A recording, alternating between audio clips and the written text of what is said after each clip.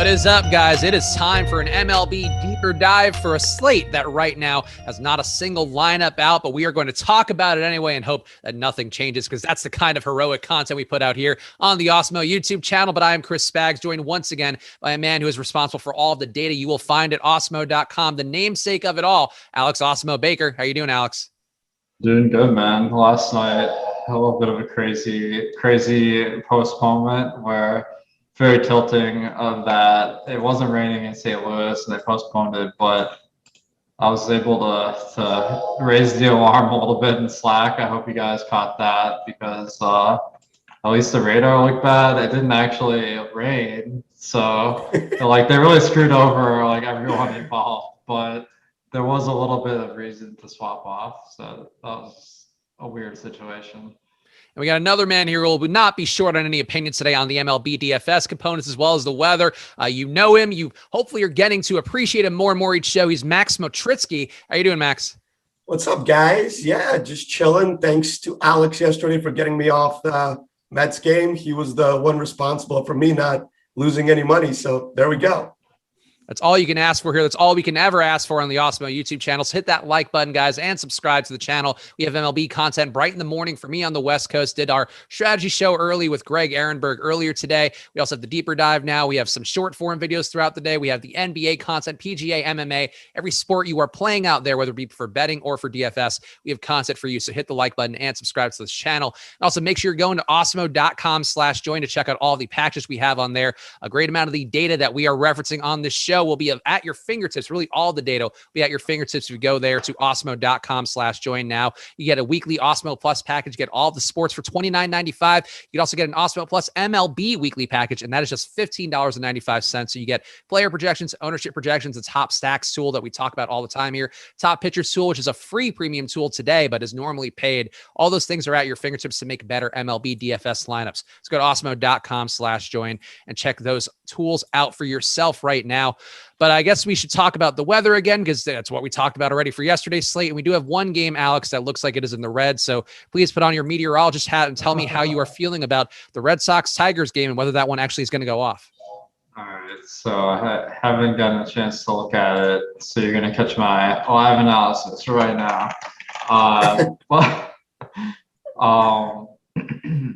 So I do see there's about a 50% probability of rain at game time, according to the weather models. I'm just Dark Sky is an app I like to reference because they have their own predictions and they have a little radar as well. So I'm pulling that up. Very light rain forecast. Now, I will point out that Wednesdays tend to be a lot more likely for games to happen than Monday or Tuesday, because generally Wednesday is the third game in the series. I guess it's either Wednesday or Thursday. That's the end of the series. Tomorrow is the last game, but it's at noon.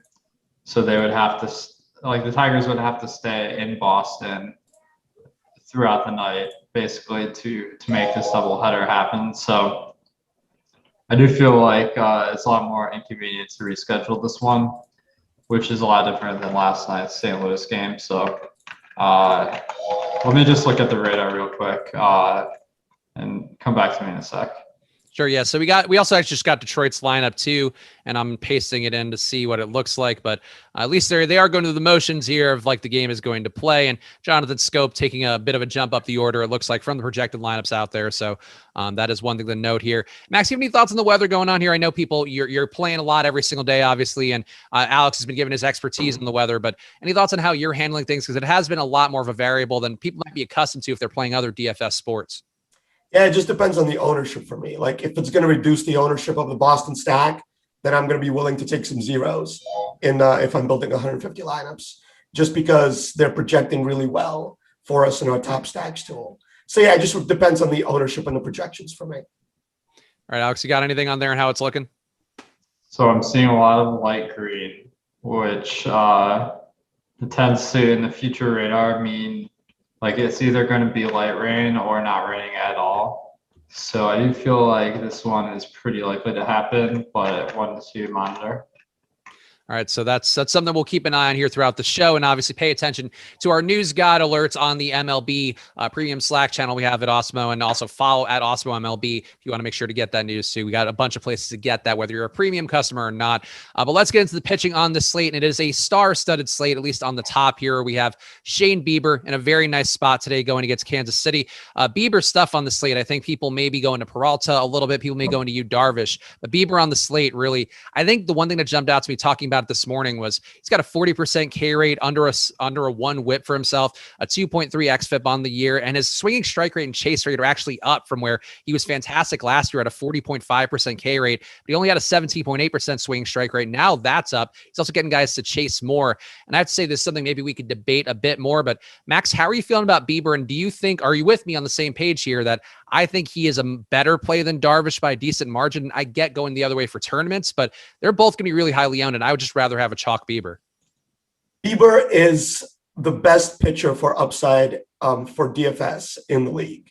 And it's pretty close with DeGrom, but like Bieber tries to strike guys out every single at bat. Like he's not going to throw it down the middle ever.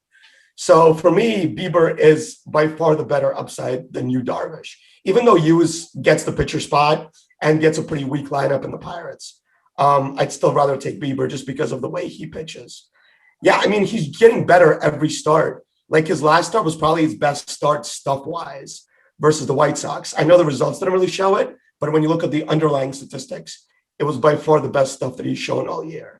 So yeah, the guy's just absolutely amazing. The Kansas City lineup doesn't strike out as much as we'd like, but I don't really think it matters in this spot.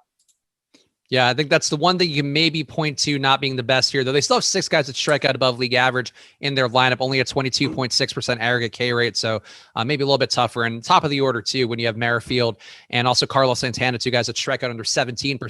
Bieber's going to have to earn those strikeouts, but definitely with its arm talent, I think you have to believe he'll get them. Alex, how are you feeling about the pitching situation here where you have Bieber, you have Yu Darvish, you have Freddie Peralta? Are you with us on the idea here that Bieber's stuff is the best on the slate and would be the guy that you would be find it the hardest to avoid, let's say? Yeah, I mean, Bieber is head and shoulders above those guys, where Yu Darvish doesn't have as good a strikeout rate.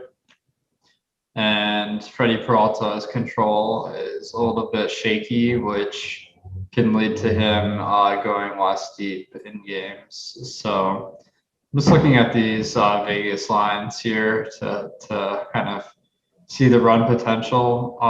So Bieber is Kansas City is at 3.4 runs. Let's see, Darvish. Pittsburgh's at 3 runs. So it does look like if you're going off these, it's looking like Darvish is a little bit safer as far as run prevention, but Pittsburgh isn't like a great strikeout matchup. So I do feel like that's another knock against Darvish compared to Bieber. So I feel like Bieber is definitely better. So let's talk about Darvish a little bit more here, because on DraftKings, Darvish is going to be $200 less expensive, and that currently results in him having just a bit more ownership than Bieber expected. And I guess this is a question for you, Max, where I'm wondering how you're viewing it, because we talked about Bieber stuff, how he's been blowing guys away for the most part. And Darvish, to his credit, on a normal slate, you would just point to him and be like, yeah, he's been great this year, a 33% K rate. Going back to 2019, still under a 32% K rate.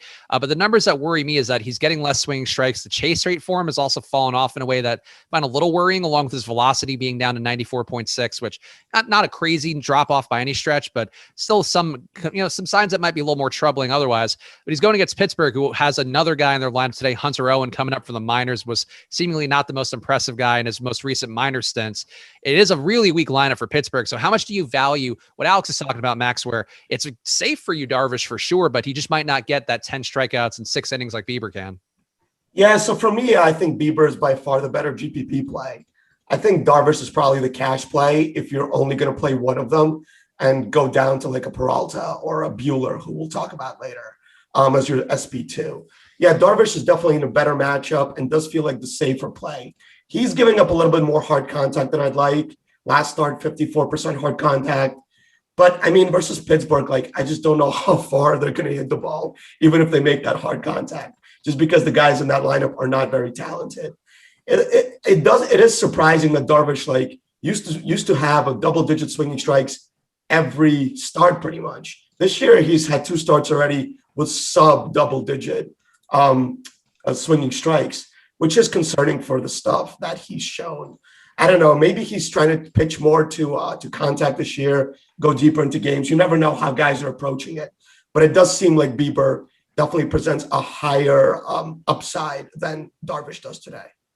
Alex, I'm going to ask you about Fanduel because it is a little bit of a different pricing situation there. As we mentioned, you is $200 cheaper on DraftKings, but on Fanduel, he's $400 cheaper, and that can mean a pretty big difference where Bieber's over $12K price tag on Fanduel today. You're only picking one pitcher on there, and the top pitchers tool does not look favorably upon you, even more so than DraftKings, only a 9% chance of being top pitcher compared to 22% ownership. But are you finding the savings to be more important on Fanduel than you are on DraftKings, or are you still feeling that Bieber's the top play by a good enough margin on Fanduel, Alex? Yeah, I think Bieber is the better option. I feel like people tend to look at these Vegas lines a little bit too much when they're looking at the who to pick a pitcher, like specifically the win odds. So like 150 win odds for Bieber is not the most impressive, but his strikeout stuff is just so much better than Yu's. He has a 39.5% strikeout rate compared to 33 for you. So that's a 6.5% difference. You multiply that by 25 for the number of guys they're facing. So that's like a 1.5 strikeout difference, which is a lot more significant than maybe like 5 percentage points. Yeah, that makes some sense to spell it out that way too, and definitely useful to know those numbers when you are looking at percentage numbers, helpful to know the real life applications and all that. Let's talk about another guy who has put up, you could argue on the year, has been better on the year than Yu Darvish in some respects. He's the other chalk pitcher of the slate, Freddie Peralta. He's going against the Phillies team that does have some power in it, definitely more than you will be facing, where not a single hitter above a 190 ISO in that Pittsburgh lineup, whereas Philly does have, still has Brad Miller in there, Rhys Hoskins, no Bryce Harper expected for this one, but still some quality bats up top. But Peralta, a 40% K rate so far this year, along with just shy of a 15% swing strike rate. Not really getting guys to chase, but the velocity has been pretty much where it should be for Freddie Peralta. I do think the numbers jump out pretty well. He's facing a line that's got a 27% aggregate K rate too. And Chase Anderson, a 58% strikeout rate in the 9-hole, going to offer up some easy ones.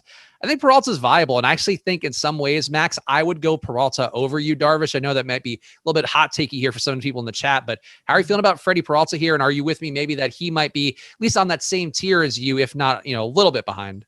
Spags, I hate to disagree with you, but I think it's a big drop off from Bieber, Darvish to Peralta and Bueller today. Because of Peralta's ownership mostly. He only had a 7.7 swinging strike last game. This is a guy that walks too many guys, like Alex mentioned. And that can come back to bite him where he can only give you like 5 innings, which at 9.6? So like a little too much. His xFIP was up as well as he's gone on. I prefer him versus right-hand heavy lineups where he gets a bunch of ground balls and strikeouts versus them. Versus lefties, he gives up 57% fly balls and 5.33 xFIP so far this year, which is really high for a guy that's going to be 9.5K and 30% owned. Also 16% walk rate versus lefties. So I know Harper's not in this lineup, which is a big deal. Like if Harper was in this lineup, I think Peralta would be pretty much a stay away from me today at his ownership. Without Harper, it's a little bit better, but they can still throw in a bunch of lefties in there. I think I can play some Phillies lefties as leverage, actually, if this guy ends up being like 40% owned. No, I think that seems reasonable. Peralta has historically, going back to 2019, struggled also a good amount against righties, a 4.7% home run rate compared to a 1.4% against lefties, 231 ISO allowed to righties too. So there are some troubling stats for Peralta for sure. Also a 12% barreled ball rate this year that maybe there are some worse things to come. Alex, how are you feeling about Peralta here? Be the tiebreaker because Max raises some, I think, some red flags too. I'm looking at the strikeout rate and thinking that maybe he had made some changes here that are material. He's also got a 39% K rate going back to last season. Where are you landing with Peralta? And I guess where would you rank him amongst, let's say, the big four where you have Bueller, Peralta, Bieber, and Yu Darvish? Peralta, he's a fantastic GPP option because of his strikeout rate, where 40% this year so far is outstanding. That's like the same as Bieber, basically, a little bit better. But the walk rate of 12% is very high, so he's a better fantasy pitcher than real life pitcher. So I think he's probably second for me, without considering ownership, just because of the strikeout potential. And you got to get a little bit lucky avoiding walks, but that's pretty much rostering anyone in DFS. You got to get a little lucky. So I'm willing to roll the dice a little bit. All right, so let's go to the last of the big four here. Walker Bueller, going to be projected less owned, but still over 20% owned on DK, just shy of 25% actually. And we will do some money time here at the halfway point of the show, give you guys top 5 owned plays. But let's talk about Walker Bueller. And I have to say, for me, I think he's a distant fourth with everybody, where I could sort of nickel and dime you based on his price point and the fact that his stuff hasn't been as good. But Bueller, I think, is really more noteworthy because he's going against a pretty good Cubs lineup. The wind is blowing out to left field, or expect to be blowing out to left field, and so it's not really helping out the hitters there. Bueller strikeout stuff down to 25%. His velocity is down to about 1 mile from 26.4 going back to 2019, down to 95 miles per hour fastball so far this year. His home run rate's also been up a little bit. That's kind of random, but the strikeout rate dropping to 25% going against the Cubs lineup that I think can hit him. I have some concerns about Bueller here, and he'd be a guy I wouldn't mind removing from the player pool, or at least getting at least half the field here. Max, where are you putting Bueller in your lineups? Because I think we're going to be all in agreement here that he is a distant fourth of all these big four, so-called. Yeah, distant fourth for me. He has shown some encouraging signs. Last 3 starts, 17%, 12%, 16% swinging strikes. So that's been better. But when you look at the overall picture, he's giving up 47.7% hard hits, 3.43 xWOBA, 0.521 of X slugging. That's just not what you're looking at for a 9K pitcher, and definitely not nearly as good as the other 3 guys that we've already mentioned. You've also mentioned the Cubbies are actually pretty patient and present like a tough matchup. You saw yesterday, they pretty much took it to the Dodgers in both ends of the doubleheader. Yeah, so, I mean, this lineup is so tough with Chris Bryant now having like an insane MVP-like year. The guy's just crushing the ball. So yeah, for me, he's a distant fourth, and I wouldn't hesitate to remove him from my teams at all. Alex, how are you feeling about Bueller here? I feel like based on the top pitchers too, a little bit over leverage as well. There's a lot of things going against him in addition to just the actual stats in his performance, but where are you landing with him? And one other bad Bueller stats to point out, 12.5% barrel ball rate is very high for him too, giving up a 44% hard contact rate this year that should drop off a little, you'd think, but it's some concerning numbers overall. Yeah, I think you highlighted a good thing in that his fastball velocity is down this year, so there is reason to believe his strikeouts will be down as well. 95 is not bad though, so I still do think he's a good pitcher, but I'm also a little bit worried. This is kind of more narrative driven, but with Dustin May having to get Tommy John from his injury a few days ago, I'm kind of wondering if the Dodgers are going to go back to their old ways of taking out all the pitchers early, which have been the source of much consternation for DFS players over the years. So it might be a little bit early to be able to predict that, but it's in the back of my mind. Let's keep going through some of the other pitchers and hit that like button, guys. Here, we appreciate it a bunch for the MLB shows in particular. We talk about on here sometimes the NBA is clearly the big boy in the room right now for all the sports. So we need that extra love for MLB in particular. So make sure if you're watching an Awesemo MLB show, hit that like button. Helps us out a bunch. And of course, subscribe in addition to all of that. And make sure you also are shopping for the best odds on OddsShopper.awesemo.com. It's one of the biggest edges you can get in sports betting is shopping to find the best line. And OddsShopper does that for you. And now you can go to OddsShopper.com or OddsShopper.awesemo.com to get your fix there of the best lines available in any game or player prop you're betting. It's going to give you the edge you have to beat the house. We even have the win percentage, ROI percentage tools on some of the sports like NBA. So lots of ways for you to make money. Go check out OddsShopper.com or OddsShopper.awesemo.com and get all your props, player bets, and team futures updated in real time. Let's talk about some of the other pitchers on the slate where we have some guys who are going to be a good chunk below. And Alex, this is a guy I'll ask you about because I know he's been a favorite of yours, or at least a guy that comes out well projected more often than not. Adbert Alzolay has some of the best odds to be a top pitcher today, besides some of the studs. And he's going to be 2% owned, it looks like, on DraftKings, so very cheap. Obviously, a tough matchup going against the Dodgers, but are you willing to get some Alzolay in your life today in an adverse situation, but one where he has been a good strikeout guy who has mostly limited damage fairly well? Yeah, I mean, he's been pretty effective this year with a 28.4% strikeout rate, which is above average. He doesn't go super deep in games, which is the big drawback to going with him, but the price reflects that. Matchup's tough. So, I mean, Alzolay's got GPP written all over him. Max, how are you feeling about Alzolay here? And is this even a price point you're getting to today? Because we do have some on DraftKings, some 6K guys, maybe even some 5K guys people are willing to play. Are you getting to the 7 to 8K range for a guy like Alzolay? And if not, is there anybody else you're going to heavy? Yeah, I'm actually really interested in Alzolay. And there's 3 guys in that tier, which I really like, because I think everybody's going to drop down to that.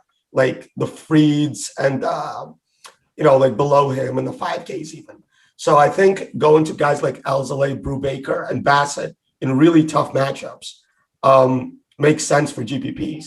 Just because of the stuff that they've shown so far this year, like Alzolay, 28% Ks, 17% swinging strikes backs that up, even kind of shows you that he's got upside above the 28%. And then there's Baker, who we haven't talked about yet, going against San Diego. Another guy that's 24% swinging strikes last game. That's insane. XFIP looks good for all these guys. And then the last guy I want to talk about is Chris Bassett, going against a Blue Jays lineup that has 8 righties and 1 lefty. He's been awesome last 3 starts. Granted, they've come against Detroit, Baltimore, and Tampa Bay, which is really easy strikeout matchups. But very low hard contact and 61% ground balls to righties, which should really limit the damage there and help him go deeper in the game. Yeah, I think I'm with you. I think this overall tier is pretty interesting. And overall, those guys that Baker is the one that I would like to hit on a little bit more, just because he's been a guy that when I was doing the Four Corners videos, I mentioned this on the strategy show earlier today, he was a guy that to me just jumped out because he's always completely unknown for the most part. He's pitching fairly deep into games, just shy of 5 innings a game. You'd like to see that come up a little bit more, but a 26.5% K rate this year.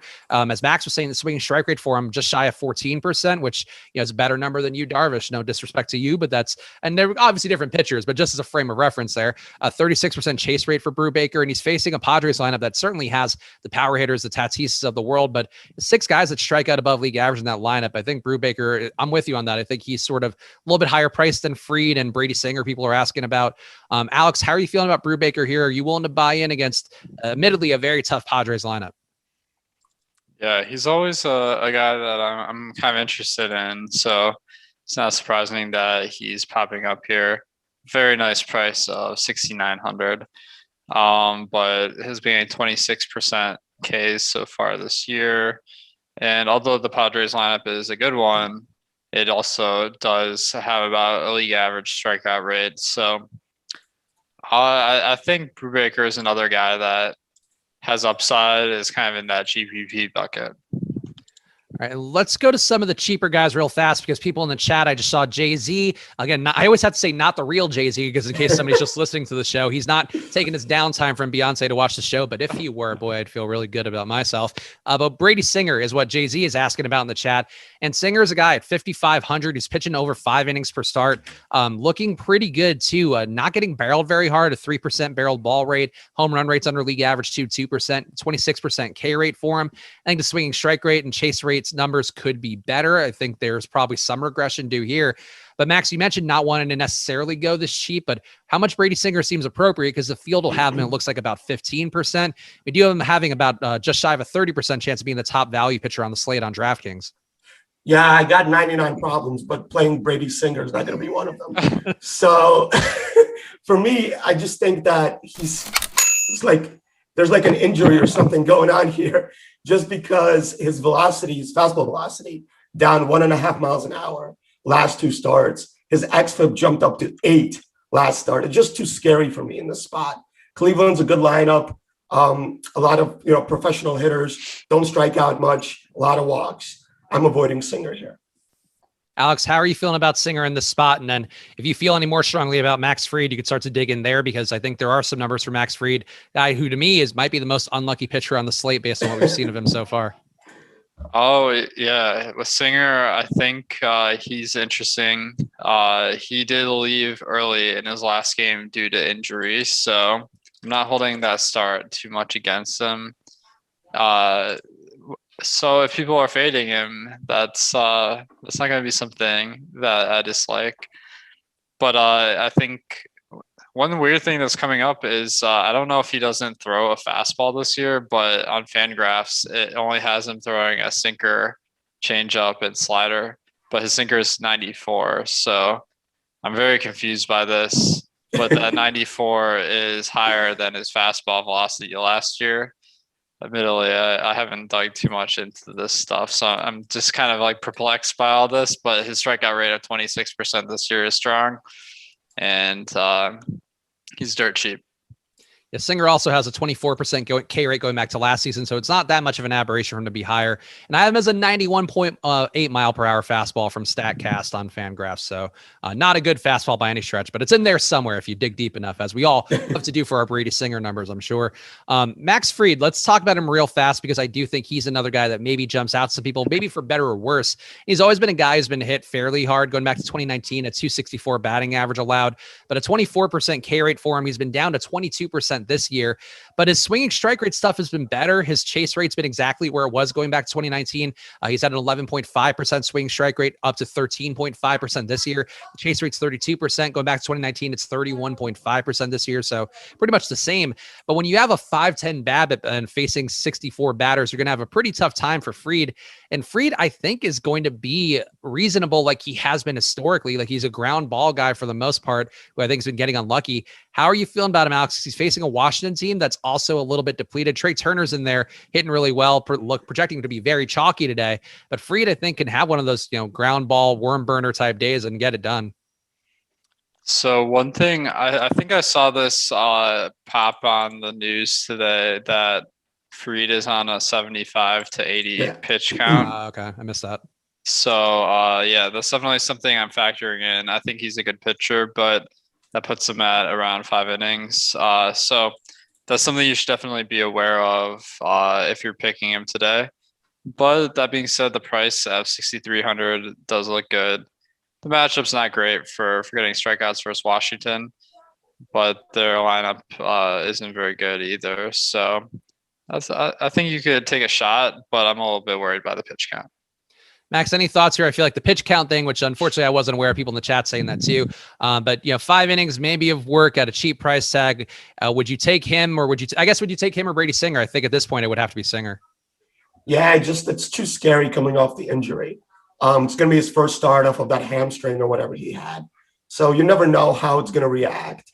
Like, you never know how it's going to be in game conditions. He's only thrown one bullpen session. So for me, it's just too scary. And I'd rather go to like a Singer, even a Brubaker, like at 68, and just take a shot in GPP at a guy like that. Is there anybody else that we haven't hit on, Max, who strikes your fancy today? Because we have enough pitchers. Obviously, impossible to talk about all of them on this kind of show, on this format of show, rather, but we want to make sure it's covered as best we can. So is anybody you want to hit on, Max, feel free to throw them into the pile. No, I mean, Robbie Ray should be pretty popular. I think we have him at like 15% ownership.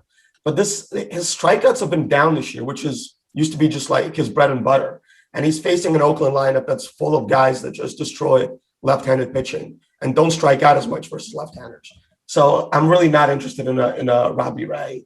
And that's really the only guy that I can see here playing. I mean, I guess like you can drop all the way down. Like we have Lewis Thorpe projected as a 27% top 2 value at 4K, but I don't think he's going to go more than like 3-4 innings. Yeah, and that's one I'm sure where you're just getting that price point in the hopes the rest of the lineup goes off. Alex, How about you? How are you feeling about the pitchers? Anybody else that we didn't mention that you want to bring to the people? And Robbie Ray points, I think, are good ones too. He is going to be chalky, it looks like. And Greg was talking about on the strategy show this morning. I think he was trying to do some changes to his release point that have worked in terms of run prevention, but have not worked at all for his strikeout upside. Yeah, I think given the ownership, that's a little bit, it's making me a little nervous. I'm looking maybe Chase Anderson is like a real low-owned guy. I'm a little partial to the former KBO stars, so he has that going for him. And one guy I feel like is kind of interesting is Casey Mize. I mean, obviously he was the former #1 overall pick for the Tigers, but he hasn't been great at strikeouts so far in his career. Only about 17% this year. But this might be one where if you have 5,600 left, you at least know he's a talented prospect. Although facing Boston and possibly having weather, not something I'm super excited about. All right, let's do some money time here. So Tyler, prepare the sound effects again. Jay-Z got it first, but I am the originator of that, making our producers have to hit cash register sound effects. Top 5 owned plays on DraftKings. And of course, you can always get all the ownership projections for yourself at awesemo.com/join. Top 5 on DraftKings, Yu Darvish, #1 at 44%. #2, Shane Bieber at 43%. #3, Freddie Peralta at 34%. #4, Trey Turner at 28%. And #5, Walker Bueller. All of the top 4 guys here on pitching represented well. Walker Bueller is going to be 24% on DraftKings. On FanDuel, the top 5 looks like it'll be Freddie Freeman, #1 at 31%. #2, Ronald Acuna at 30%. #3, Marcelo Zuna at 26%. Very different ownership on the slates. #4, Freddie Peralta at 24%. And #5, Kike Hernandez at 24%. So that is that. And Tyler, can you pull up let's do our new segment here. We got money time, and then we have, what did I call this again? We have chalk. I was going to call it crunch time, but I'm like, that sounds redundant too many times. We're calling this chalk talk. So our pal Eric Lindquist would be delighted to know that we are going to highlight some of the chalk. What we're going to do is we're going to pull up Fantasy Cruncher right now. Of course, the optimizer you can get with any Awesemo Plus packages. We're just going to run a crunch here and see how it looks based upon the chalk pitching. And Alex, it looks like with the ownership, my guess would be it will be either you. I guess let's put you in as one pitcher. Do you think it'll be you plus Peralta as the SP2, or because it doesn't seem like there's enough ownership going to a cheap SP2? It looks like people will be paying up for both pitcher spots. Yeah, I think that does kind of look like a nice combo with Peralta and you. Or Peralta is still 9,500. I don't mind going down a little bit more. I take it this is DraftKings, so Brew Baker could be in our player pool, or I mean Shane Bieber definitely is someone that's going to be one of my highest owned. So those could be 2 options. I think let's go with you just because I think that's how the field's going to be playing it. We're saying we want to go to Bieber, so let's try to figure out what everybody else is going to be doing. So Tyler, lock in Peralta and lock in Yu Darvish if you can. And then Tyler's already got 5-3 stacks set up. That's going to be normally the optimal here of what we're trying to approach here when building a team. But we do want to see here, you can see how he's walking through the Fantasy Cruncher screen. That's how you should be doing it for yourself on every slate. Get your 5-mans and your 3-mans combined, or 5-mans and 2-mans combined.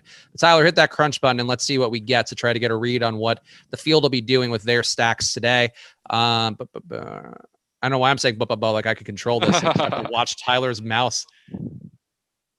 Just lock in those 2 guys and hit crunch. Oh, how many lineups? Let's say do 10. Do 10. See Tyler's mouse hovering there limply. Disembodied mouse. That's what happens when you do chalk talk. Sometimes take some curveballs there. All right. So what do we got? We got Washington National stack, and is that a Tampa Bay 3-man as well? It looks like it's a little. I didn't account for how blurry it would look on my end on the screen. But Tyler, wait, can you get on mic and tell us what the? Yeah, go ahead. Here, okay, now everyone can hear me. We have Washington and Tampa Bay, the top 2. All right, so let's talk about that because that fits well then with Trey Turner, who is going to be a top pitcher or a top owned player on the slate, top owned shortstop on the slate on DraftKings. So Alex, if people are going heavy Washington and then people are also getting a lot of Tampa Bay, it seems like, and that's probably going to be pretty similar with whether it be Shane Bieber or Yu Darvish in that #1 SP spot. How are you feeling about these stacks? Because they're coming up, I think, pretty heavily, obviously Washington in particular, and they do seem to be pretty overowned, actually double the ownership expected on DraftKings compared to their chance of being a top stack. At what point does Washington either get too overowned for you, or you might take them out of the player pool because it's a construction that it seems like will come up the second you put anything in the Fantasy Cruncher? Yeah, I mean, Washington's like the quintessential example of a team to avoid. with just taking them out of your player pool or just crossing them off of your list of teams to stack. They have a 10% ownership share. That's tied for highest on the slate, but only a 4% chance of being the top stack. So this is one instance where you can really work your correlations to get an edge by just fading a team that's not that good. Their lineup today just is below average in pretty much every way. And they're facing Max Fried, who's not even that bad a pitcher. So I don't see any reason to go to Washington today. Max, do you have any observations here about the Nationals lineup, which we also got just came in during the show?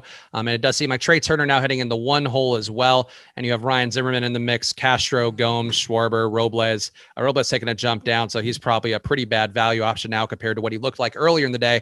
But any thoughts on how you would handle this, given the fact that the field will be heavy on Washington? Does that give you any more Max Fried love as a way to get different in two different spots? Yeah, so I think for me, I agree with just taking Washington out of your player pool just because of the chalkiness. Also, like, Fried's not going to pitch deep into this game, and they definitely loaded up on right-handed hitters here against Fried. And we also talk about how Fried's been super unlucky. That's going to be like positive regression for him at some point. Like, he's not going to give up 500 BABIP the whole season. So that's another reason I would get off Washington. Plus, like, these just aren't good hitters. Like, outside of Trey Turner, are any of these guys really scary hitters that you would like want to avoid or even roster? I think I would go to I think Detroit is a super cheap stack, which provides you with the upside to take the top two pitchers. They're facing Perez and they're playing in Fenway. So just those two things should make them higher upside than Washington today.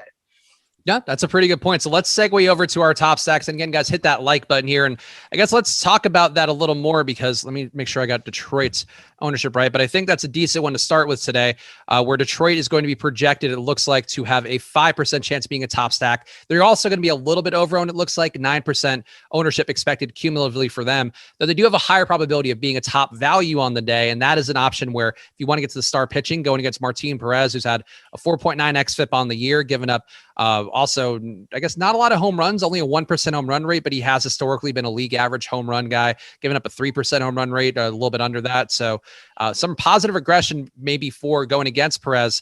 Alex, how are you feeling about the Detroit hitters there? Are they a value stack you're willing to go to get different and still get those top stud pitchers in the mix, or is there another value you'd go to instead? Yeah, I think Detroit, I like the fact they're playing in Fenway. First Martin Perez, who's not a great pitcher, although his xFIP this year hasn't been bad. It looks like I forgot I didn't update the ownership on my cheat sheet here. So the Detroit also is very high owned. So you're having the same effect as Washington, although they're in a better spot. They have a higher top stack percentage. So this is where, like, I would suggest a paradigm shift a little bit and just try to mix up the amount of money we're spending at pitcher, because, like, it's funneling us into these really chalk value stacks, which that generally isn't a winning combination of the chalk pitchers and then also chalk value. That makes a lot of sense. So there you go. So that's hopefully some helpful feedback for you guys. And that's what we're trying to do here on the Deeper Dive, is make sure you guys are trying to understand a little bit more about just how to construct your MLB lineups, because this is one sport. Really, a lot of it's done on the cruncher level. A lot of it's done on the player selection level, your exposure levels, more than really any of the other sport out there, because it's such an outcome-based, event-based sport. So make sure to keep that stuff in mind. Let's talk about the stacks that actually do look good then, because the value stacks we talked about, some of the reasons they may not be in a good situation. It does seem like Boston is going to be the top stack overall again, hoping for the fact the weather will hold up in this one, but a 9% chance of being the top stack on DraftKings. They look a little bit overowned there. On FanDuel, a 10% chance of being the top stack and a 14% ownership. So a bit more overowned on FanDuel than they are on DraftKings. But Boston going against Casey Mize. Alex, you mentioned Mize being a play that you hope to regress potentially to in a positive way as a top prospect, but he has been very bad. A 17% K rate, giving up an 11% barreled ball rate, 1.4 whip, 4.5 xFIP this year.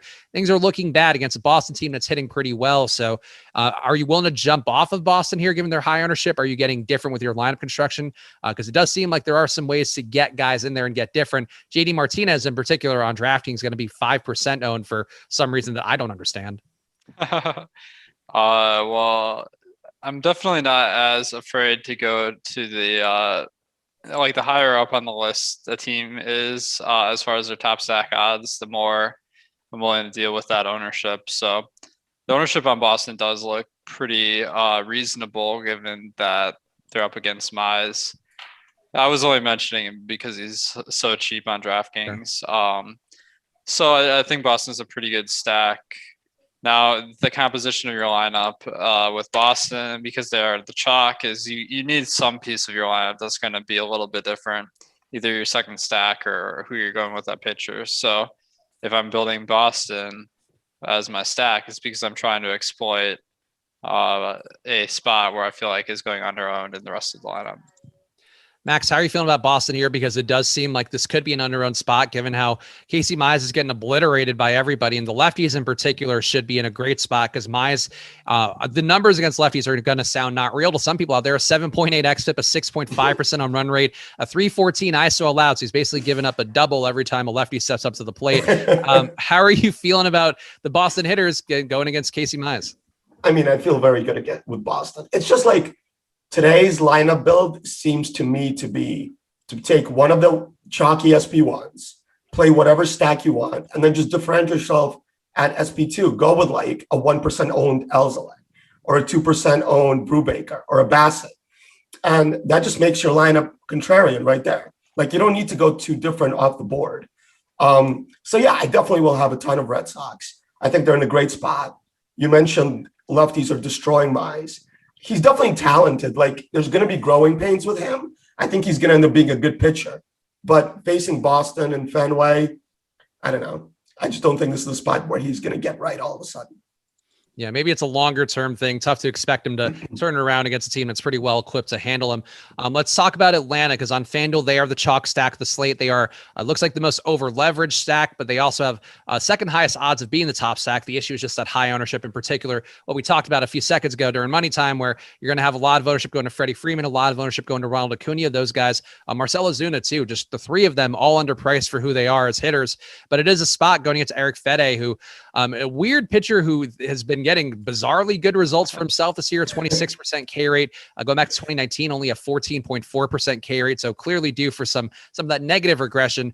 In this spot, Max, how are you feeling about Atlanta? And let's talk about it on FanDuel a little bit more up top, because it's going to be very chalky for these guys. And it does seem like maybe it's just worth getting away. And I don't know, you're not playing Fede on FanDuel, so I guess that part doesn't matter at all.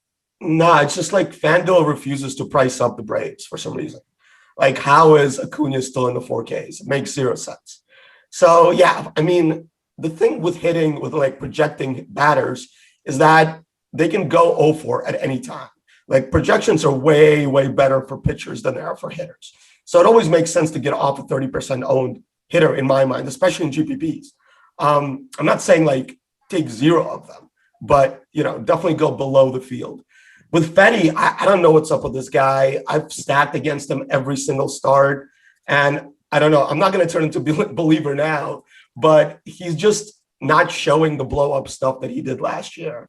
It's just too many ground balls for people to really exploit him. And the barrels really haven't been there. Like, he's only given up 6 barrels all year. That's just like not enough upside for me. At some point, he's going to have a blow-up spot. And hopefully I'm still on the hitters at that point.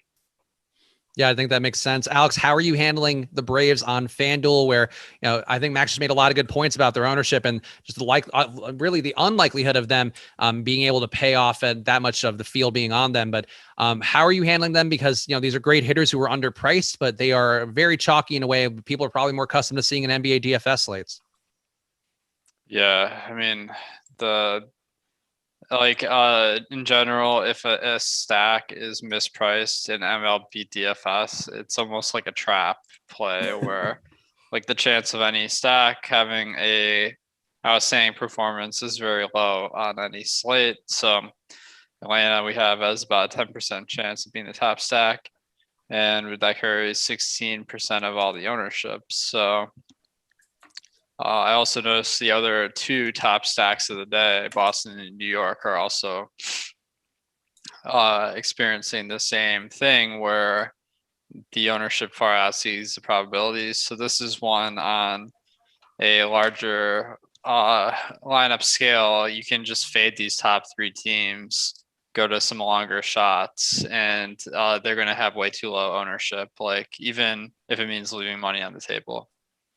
Yep, that makes some sense to me. So let's talk about some of the stacks that don't seem completely overowned on DraftKings and Fanduel. And it does seem like one on both sites that looks underowned. Actually, the most underowned it looks like on both sites is going to be Houston going against the Yankees. And let me just pull them up real fast here.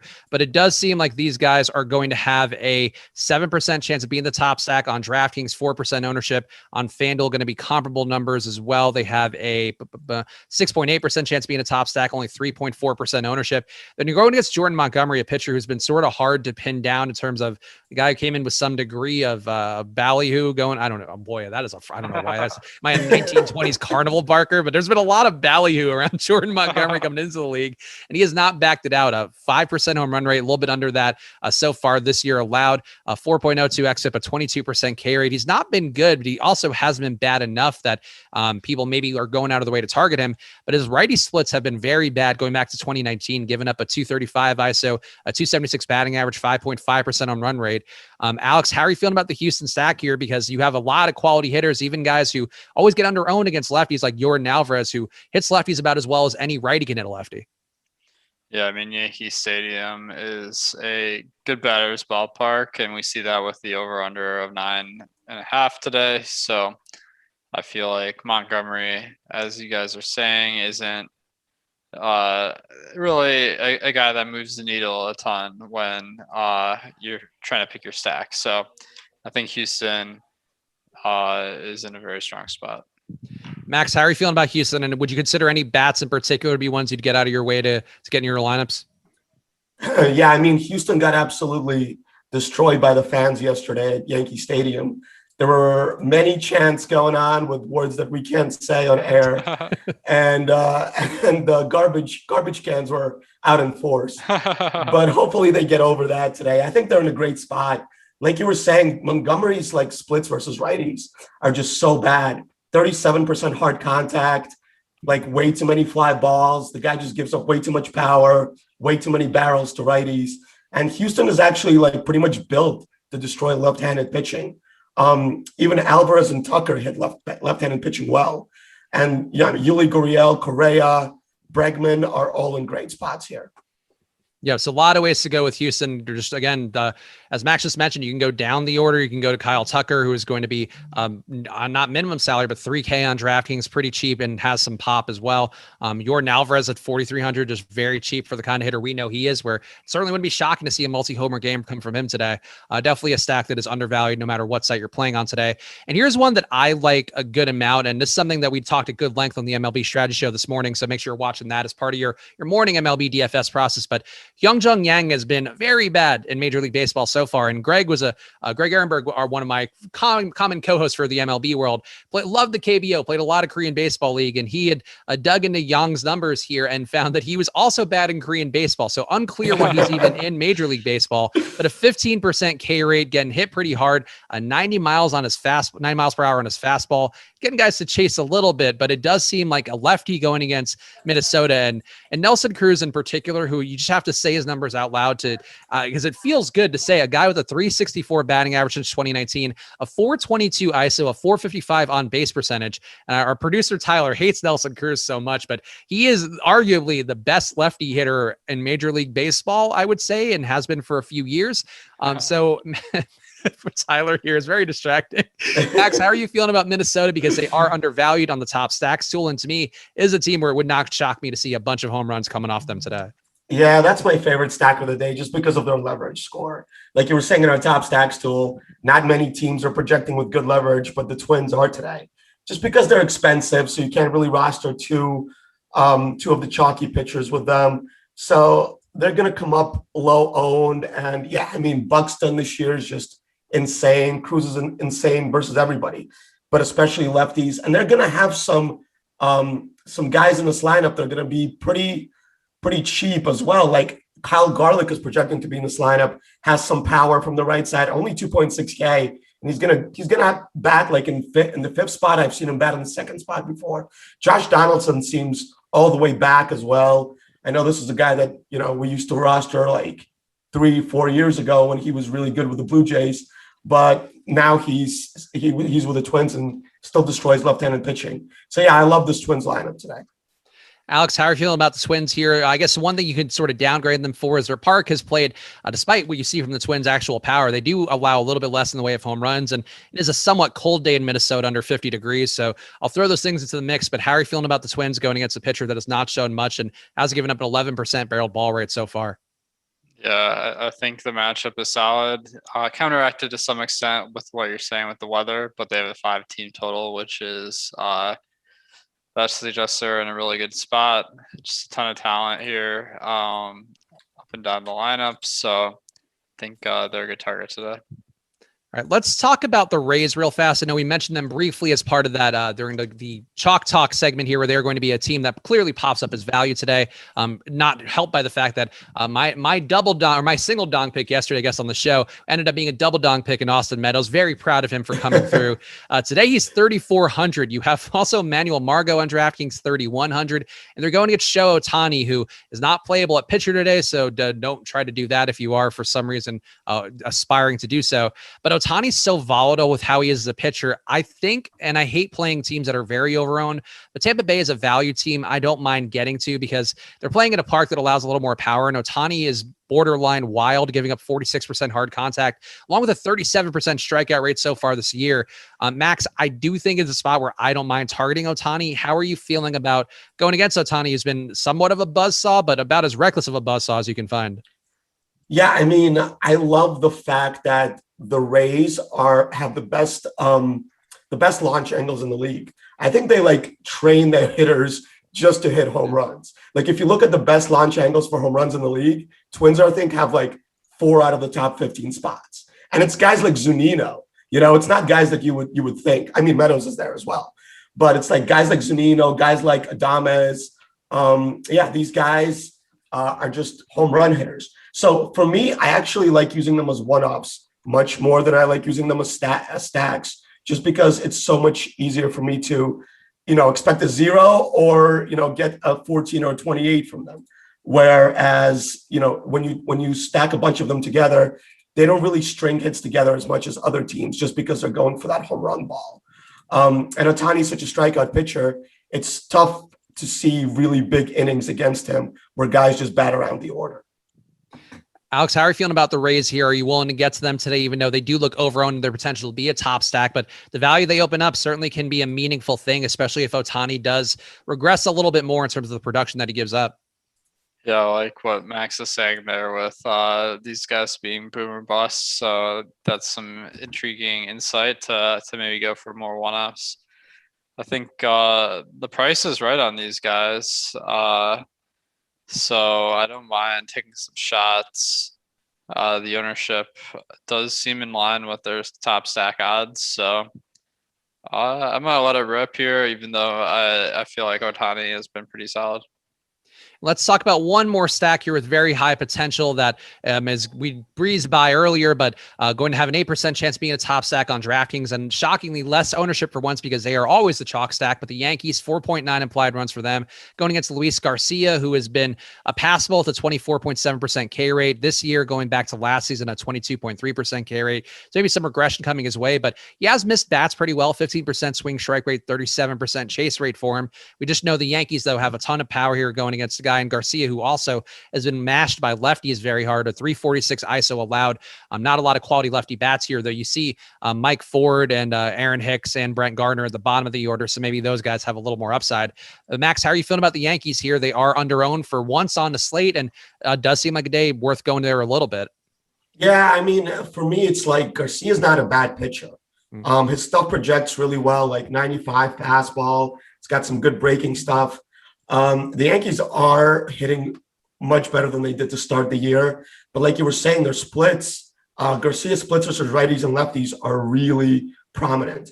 So for me, if I'm playing some Yankees, I'm probably going to use them as one-offs. Like Ford is still dirt cheap at 3K, has a lot of power. And all these lefty Yankees are aiming towards that short porch. You really don't have to hit it that hard to get it there.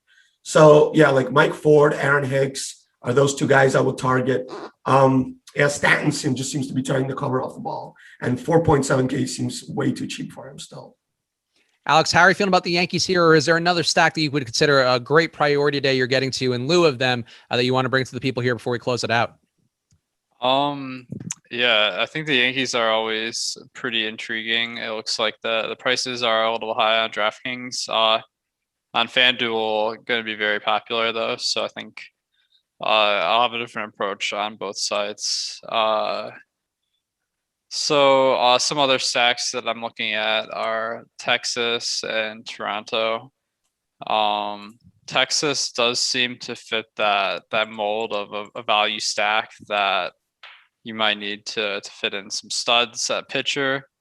They got a very cheap lineup, and they're going up against Lewis Thorpe, who isn't really a difference maker. So I think you could go to Texas. Max, any other stacks that you want to bring to the people here just to make sure that we're covering all of our bases? Yeah, I really like the Indian stack, I think, as leverage off of Singer's ownership. This is a team that has a bunch of hitters that don't strike out much. And they're pretty cheap. Like if you lock in Bieber and Darvish, you get 3.6K, 3.7K left. And really the only expensive parts of this stack are Franmil at 4.6K, still underpriced because he's probably a top 15 hitter in the league now. And Jose Ramirez, which is at 5.7K. It's really expensive. But if you can find like a somewhere in the 2K range, one-off to go with this stack, I think it makes a lot of sense to pair them with Bieber and Darvish. All right. So because I got it right yesterday, I got to make sure we do the home run picks before we close out the show and then do a little Awesemo Hall of Fame. So let's get our home run picks here, and then we'll give a quick run through the Hall of Fame. Tyler, if you want to pull that up in a sec, but let's go with the home run pick. Alex, I'll let you go first because you're the man behind it all here. So I got to give you that respect. Well, the Dodgers, our team, I probably won't target a ton in DFS because it's some bad wind in Wrigley and they're really expensive. But I'll take a chance for my home run pick. Will Smith has been a great power hitter who doesn't get enough recognition, so I'll take a shot at him. You might say he could get jiggy with it, Alex. Max, who would be your home run pick? I'm going with the Josh Donaldson from the Twins taking Yang Deep. Okay, so that's where I was going too. I'm going to Nelson Cruz. I can't read those Nelson Cruz. Young Barry Bonds, perhaps with the same amount of HGH intake. I have to give Nelson Cruz that love here because a 420 ISO. Are you kidding me? That's an outrageous number and a very fun number too that I would go to. And let's do the Awesemo Hall of Fame here real fast. I'll pull it up and give some proper due credits to the people here who are part of the Awesemo Hall of Fame thanks to their recent wins. And you can also get on the board yourself by going to awesemo.com/avatar, tweeting your wins here. Any top 3 finish in a field of over 5,000 people will get you into the Awesemo Hall of Fame. We'll give you the shout out here, and you also get a free month of Awesemo Plus Platinum. So lots of good stuff going on there. And we got to get the shout out here to DS Lopes, finishing in first here in the Tuesday NBA shot, 10K to first. Nice little split pot there. It looks like another wins here for Gators boy, multiple Gators, not one Gator. One Gator cannot satisfy him. He's got to get multiples here, and he's got to get multiple tournament wins. Apparently, nice couple runs there for Gators boy. Shout out to Gators boy. I'm going to say Gators boy 100 more times. Adam Walker here, part of the lineup trade for first on the 40K NBA jump shot. So I guess he was splitting that pot with the other guy, but still counts as a win here. Congratulations to Adam Walker. We got another one here from Eric Lindquist, giving me a shout out for talking him off of the shitty plays on yesterday's Live Before Lock show, getting him on all the good ones. He came through here and also rubbed it in people's faces for saying that he Bam Adebayo was a bad play. I'm very happy for our pal Eric Lindquist.